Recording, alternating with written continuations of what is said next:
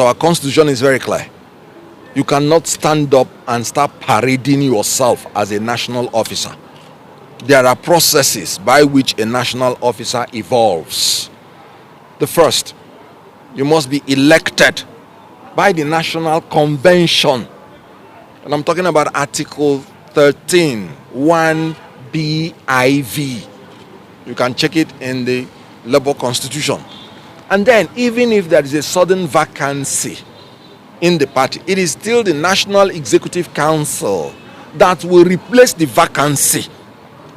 And I'm talking about Article 13, 2BXVI. You can check it in the Labour Constitution. So somebody cannot just walk from anywhere and start telling you he's the national chairman of the Labour Party. And then you start ascribing that it's the faction. You're free to say anything.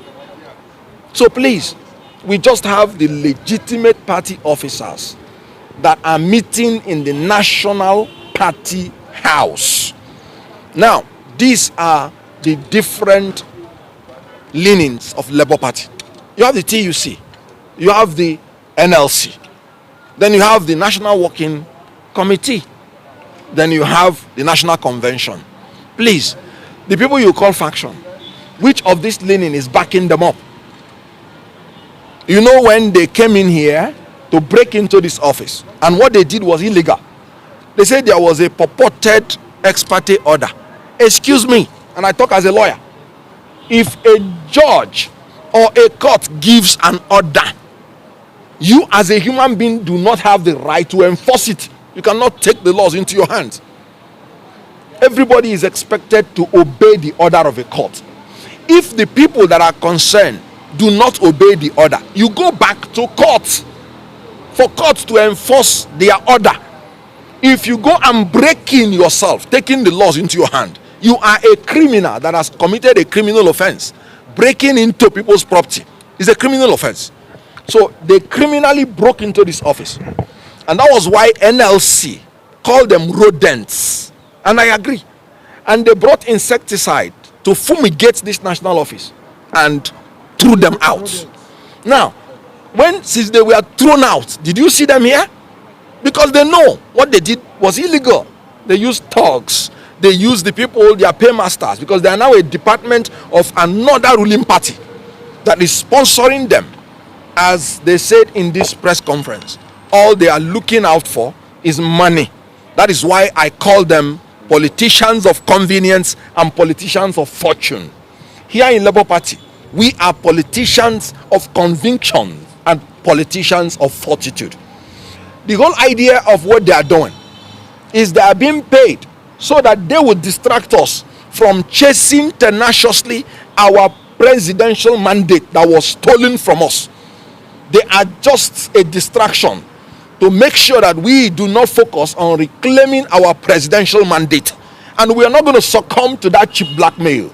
So they are, like I said, the NLC say they are rodents. I call them political clowns.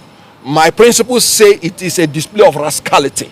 And so we cannot succumb to those blackmail. Please, stop referring to them as faction. Because I will ask you, on what authority? None of them was elected by the National Convention. None of them was elected by NEC to replace any vacancy. These are the only reason.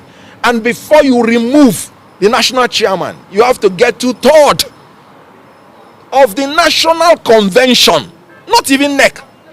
And some group of people are purporting that they have removed the national chairman.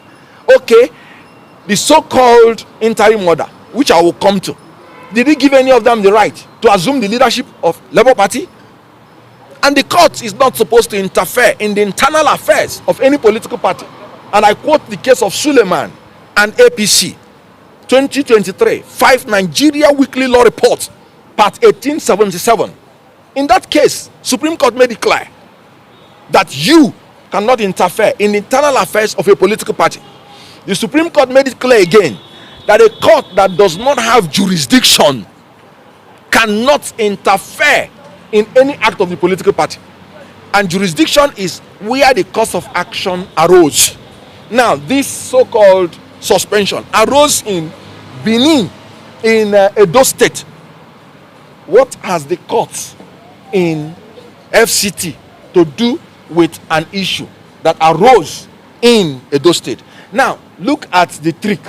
They want to tell you it is not about what happened in Edo State. It is about one allegation of crime. Go and read the originating summon, and I have it here. The first paragraph was talking about what happened in Edo State.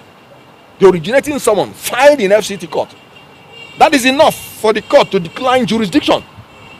That is the only civil issue that was there.